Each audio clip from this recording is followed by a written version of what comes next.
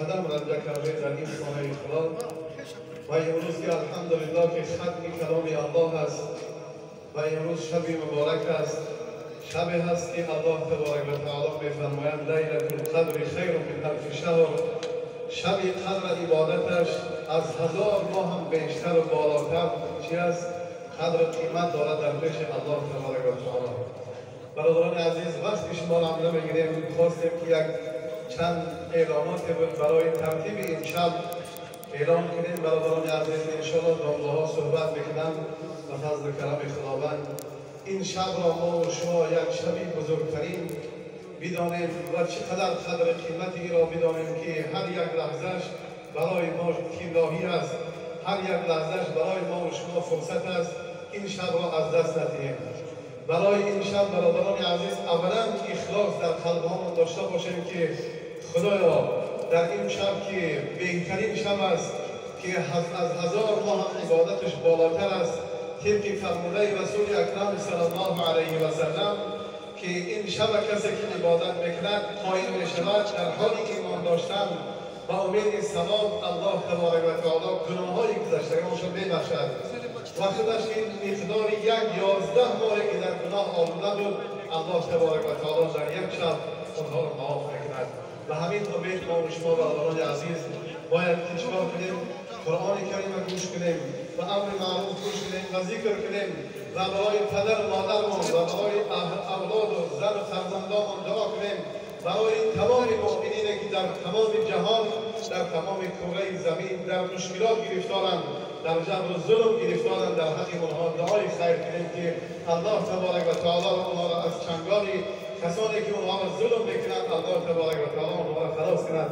بعدا برادران عزیز انشاءالله که خواهد میخوانیم نماز تراویح خفتن میخوانیم، تراویح سر میشود برای که بسیار وقت کم است. برادران عزیز امشب الحمدلله هم صحبت میشود، هم ختم میشود، هم دعا میشود.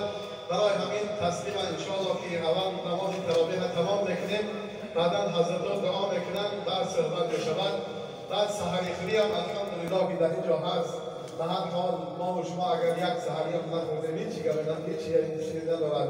انشاءالله که در همینجا هم هست یک سحری برای مقصد که برای سحری خوردن باز میایم نماز تهجد انشاءالله میخوانیم، نماز بامداد انشاءالله میخوانیم، بعدا مقصد که یک جایگی دعا میکنیم. بعد هر کس مقصد که در پی کار خودش میشود. برادران عزیز همین شب وقتی کسانی که بیماری دارند، کسانی که مشکلات دارند، کسانی که مقصد اونها بسیار مقصد که در مشکلات گرفتارند، در مصیبت‌ها، ما و شما خصوصا دعا کنیم.